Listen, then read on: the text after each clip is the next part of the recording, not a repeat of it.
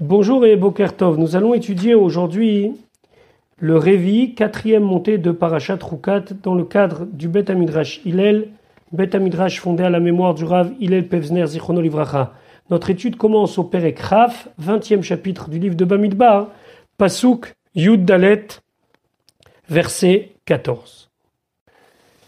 Le Siftei Kohen sur la Torah cherche à comprendre quel est le lien entre le paragraphe que nous allons étudier maintenant, le paragraphe où Moshe Rabbeinu demande au roi de Édom de traverser par sa terre, et l'épisode précédent, celui où Moshe Rabbeinu a entendu de la bouche d'Akadosh Baruch Hu qu'il ne rentrerait pas en Israël.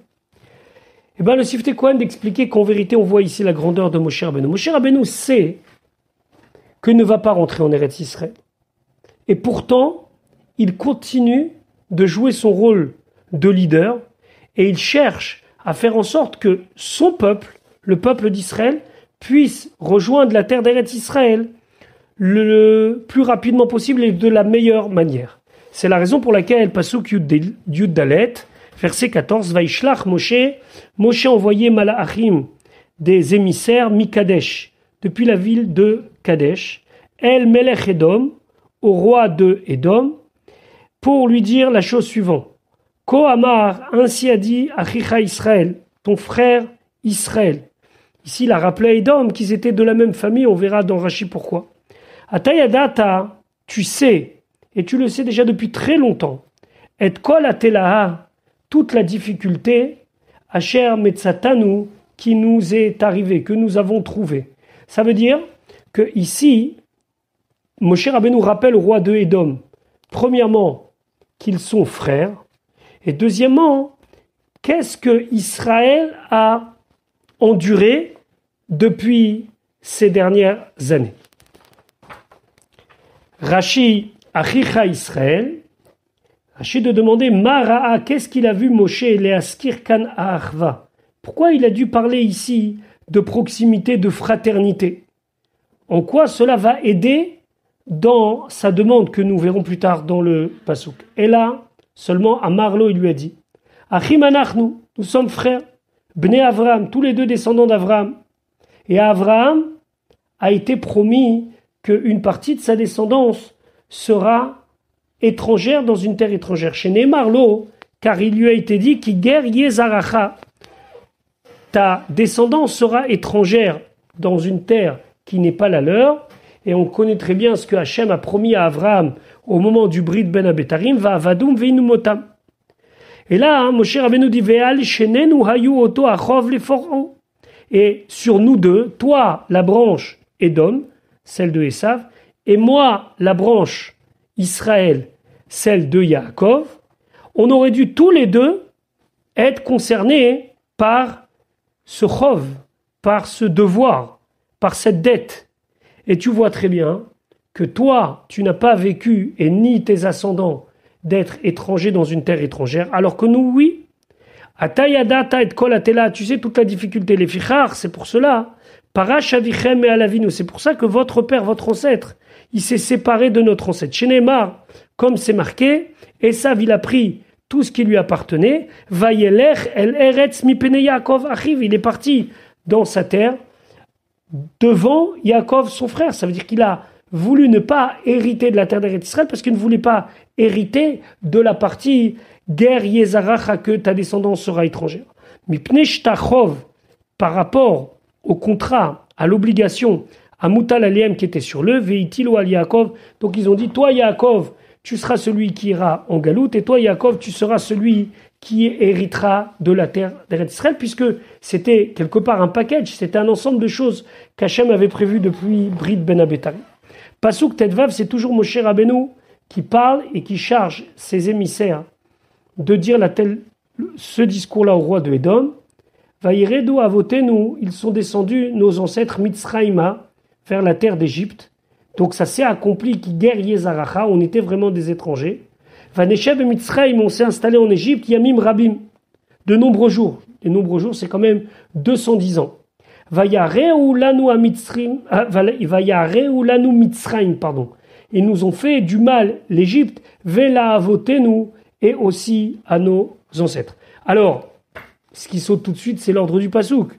Vayareu lanu, on aurait dû dire d'abord Vayareu la votenu velanu. Pourtant là on dit Vayareu lanu mitzraim et après vela votenu. Alors que dans l'ordre chronologique des choses, ça se passe pas comme ça. Voyons ce que nous dit Rashi. Vayareu lanu, ça va nous tsarot rabot. On a vraiment beaucoup souffert là-bas.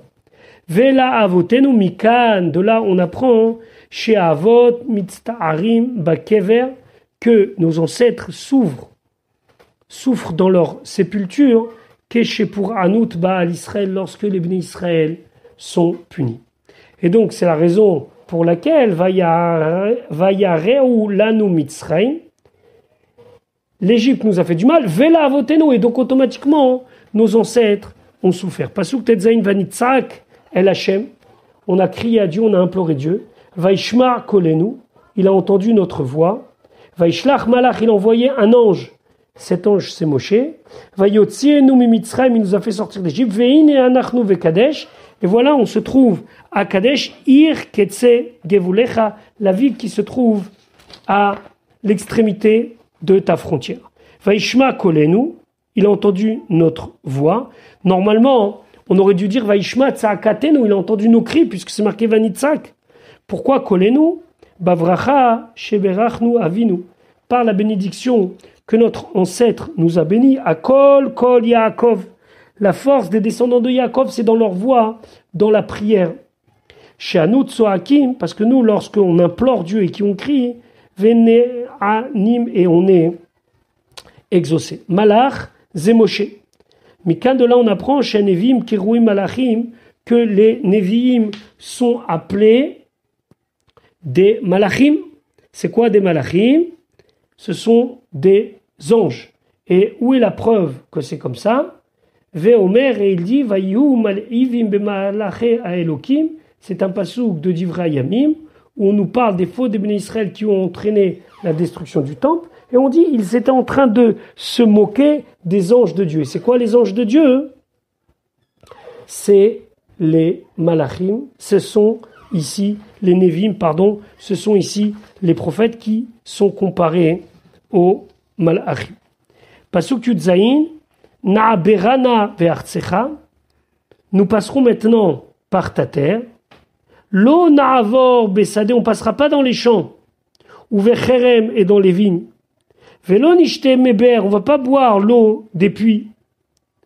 Derech hamelech nelech, on va aller dans le chemin du roi, c'est-à-dire le chemin qui est préparé pour traverser le pays sans abîmer les champs et les vignes. L'onité, on ne va pas s'écarter yamin ou smol, ni à droite ni à gauche, adasher na avor gevulecha, jusqu'au moment où on aura passé ta frontière, ton territoire. Voyons ce que nous dit Rashi Yud Zain. Na berana ve'arsecha. En lecha leorer, tu ne dois pas remettre en cause à la Yerusha l'héritage chez l'Eretz Israël de la terre d'Eretz Israël et dire je veux une partie. Keshem shelo farata achov, comme tu n'as pas remboursé la dette. Tu n'as pas souffert en Galut Mitzrayim. Donc, aselanu aezer meat, fais-nous une petite aide, la avor derech artsecha, et de nous laisser passer par ta terre. Velo nishte meber, on va pas boire l'eau du puits. Alors ici, Rashi se pose une question. Il n'y avait pas un seul puits dans la terre d'Édom, il y en avait plusieurs. Il aurait dû dire Velo nishte me borot ayat saich lomar, au pluriel des puits. Et là, Kachamar Moshe, comme ça Moshe l'a dit. Afalpi, malgré sheyesh beyadenu man lechol, on a de la manne, de quoi manger, ou ve'er lishtot, et on a un puits duquel on peut boire de l'eau. Lo nishte mimenu, on va pas boire de ce puits. Et là, nikne mikem, mais on va acheter de vous ochel, de la nourriture, ou maïm et de l'eau, la anaatrem, pour votre plaisir. C'est-à-dire qu'on va profiter de vous, pas seulement pour passer, mais aussi pour dépenser. Et donc, vous allez être bénéficiaire. Mikan, de là, on apprend les arsanaï, que lorsque quelqu'un est invité, afalpi sheyesh beyedon lechol, même s'il a de quoi manger, Yikne mi balabayit, qu'il achète de l'auberge dans laquelle il se trouve, Kede le hanot et ushpizo, pour faire profiter aussi celui qui l'a hébergé. Donc ici, quand on lui dit Vélonishte, Méber, on ne va pas boire de l'eau du puits, de notre puits. Par contre, on va boire de l'eau de chez vous puisqu'on va l'acheter. Derech Hamelech Nelech. Alors, Derech Hamelech, on peut dire que c'est le chemin qui est préparé, c'est le chemin royal, le chemin droit, c'est qui est emprunté par tout le monde. Rashi dit Anu chosmim et behemtenu. On va attacher nos bêtes de manière à ce qu'elles ne puissent pas manger. Vélo yatou les can ou les can les chol, ils vont ni aller ni à droite ni à gauche pour brouter dans les champs. Donc ici, véritablement, Moshe Rabbeinu, il prévient et il prend toutes les précautions pour que les choses se passent bien. Pasuk Yutret, Vayomer Elav Edom, Edom lui dit. Alors il ne dit pas directement à Moshe Rabbeinu, mais Edom il a dit au shluchim de répéter. Lo ta'avor bi. Ne passe pas par moi, par ma terre, pen bacherev, car de peur que par l'épée, hetze likratecha, je vais sortir à ta rencontre. Ça veut dire que si tu passes, je vais t'attaquer. On voit une différence entre le pasuk Yud Dalet, où on parlait de Melech Edom, et ici, le pasuk Yutret, on parle de Edom tout court. Le Ramban, Nachmani, d'expliquer, ici, tout le peuple était d'accord avec leur roi. Donc, Vayomer et Edom, c'est comme si tout le peuple avait répondu à Israël par les shluchim que Israël a envoyés. Eh bien, eux, ils viennent avec un esprit de paix, les Bnei Israël, et lui répond par la guerre. C'est un petit peu ce que Teilim dit, Ani Shalom, moi je suis paix, Vechi Hadaber, et lorsque je parle, Hema la Milchama, eux vont vers la guerre. Voyons ce que Rashi nous dit. Pen Bacherev et Tzelikratecha. En vérité, ici, Rashi nous dit, il répond à ce que Israël a dit. Israël a dit, par l'intermédiaire de ses émissaires, notre force c'est la voix, Akol Kol Yaakov. Alors Rachid dira, Tem mitgaim bekol, vous êtes fiers de cette voix, de la force de la tfila, chez Orichem Avichem, que votre père, votre ancêtre vous a fait hériter.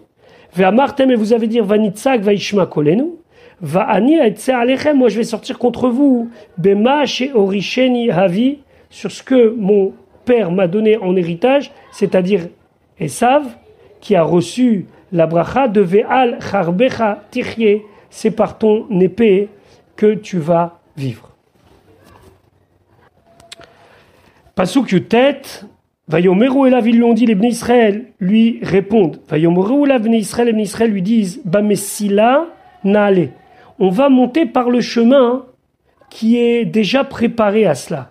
Le chemin qui est connu, qui va en dehors des villes, qui contourne tous les endroits qui pourraient être problématiques, uniquement pour passer, comme vous diriez aujourd'hui, une espèce d'autoroute. Ve'im memechanishte, ici on va boire de tes eaux, ani ou miknai, moi et mon bétail, venatati michram, et je donnerai le prix rak, seulement en dava, il n'y a rien d'autre que beraglai et evora que je veux passer à pied. Rachid expliquait rak en davar, en shum davar mazikra. Il n'y a rien qui va te faire du mal, rien. Donc laisse-nous simplement passer. Ici, on voit qu'il y a deux propositions de la part des Bnei Israël. La première dans le pasuk Yud Zayin, c'est Derech Hamelech Nelech. On va par le chemin royal, par le grand chemin, le chemin principal où tout le monde passe. Et ici, on dit Bamessila Naale. On passe par le chemin qui contourne les villes. Le Ramban explique qu'en vérité, au début, ils lui ont dit on va passer par la route principale qui passe au milieu des villes, comme vous diriez aujourd'hui une nationale ou une départementale. Et on fera attention à ne pas aller ni à droite ni à gauche, on ne va pas abîmer ni tes champs ni tes vignes. Ça leur a été refusé. Alors ils proposent autre chose. Alors on va prendre un chemin qui contourne les villes, qui ne rentre pas dans les villes, ce qu'on appelle Bamessila. Et d'ailleurs, vous remarquerez qu'à la proposition d'aller Derech Hamelech Neler, c'est-à-dire dans le Pasuk Yud Zayin par la route principale, Edom répond Lota Avorbi, ne passe pas par chez moi, par moi, alors que ici, concernant la proposition d'aller par les routes qui contournent les villes, il va simplement lui dire Lota Avor ne passe pas. Et c'est ce qu'on voit tout de suite dans le Perek Raf, Pasuk Raf, pardon. Vayomer, il lui a dit Lota Avor ne passe pas. ni à l'intérieur des villes, ni à l'extérieur des villes. Vayetse Edom Likrato, Edom est sorti à sa rencontre, Be'am Kaved, avec un peuple nombreux, ça veut dire une armée, ou Viyat Razaka, avec une main forte, c'est-à-dire qu'il était sûr de la bénédiction de son ancêtre, Ve'ayadaim, Yede Esav, que la force des mains, c'est dans les mains de Esav et de ses descendants. C'est ce que nous dit Rashi, ou Viyat Razaka Be'aftachat, Ziknenu, par la promesse de notre ancêtre, Ve'ayadaim, Yede Esav, que les mains sont la force de Esav. Pasuk Rafalev, Vaïmaen, Edom a refusé Neton de donner l'autorisation à Israël, à Vor Bigvulo, de passer par sa frontière, son territoire. Vayet Israël Me'alav, et Israël s'est écarté de eux. Pourquoi il s'est écarté? Parce qu'on sait que la Torah dira plus tard, Lotid Garbam, tu ne devras pas essayer de te battre contre Edom, et lorsque le temps viendra, alors là, on pourra prendre notre vengeance de Edom et leur faire, entre guillemets, payer ce refus qui nous a été ici donné. Voilà, je vous souhaite une bonne journée. Bezrat Hashem, on se retrouve demain pour la suite de notre étude.